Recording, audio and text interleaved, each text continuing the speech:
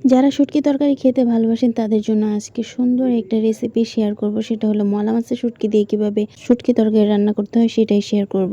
তাহলে শুরু করা যাক। প্রথমে আমি কড়াইয়ে কিছু পরিমাণে তেল নিয়ে নেব। সেই তেলে দিয়ে দিব কিছু পেঁয়াজ কুচি। এটা কিছুটা ভাজা হয়ে গেলে আমি একটু পরিমাণে পানি দিয়ে দিব। পানি দেওয়ার পর কিছুটা পরিমাণ মতো লবণ, পরিমাণ মতো হলুদের গুঁড়া, আর যেহেতু শুটকি তরকারি রান্না করা হচ্ছে অবশ্যই একটু বেশি করে আমাদের মরিচের গুঁড়াটা দিতে হবে। মরিচের গুঁড়া দেওয়ার পর আমি দিয়ে দিয়েছিলাম ধনিয়ার গুঁড়া। তারপর পুরো সব কিছু একসাথে মিক্সড করে দেবো।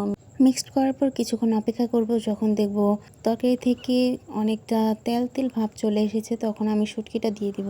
শুটকিটা দিয়ে তারপর শুটকিটাও মিক্সড করে দেব। তারপর আবার কিছুক্ষণ জাল দিতে হবে। জাল দেওয়ার পর অনেকটাই যখন তেল একদম ভেসে আসবে তখন আমাদের যে সবজিগুলো আছে সবগুলো একসাথে দিয়ে মিক্সড করে নিতে হবে।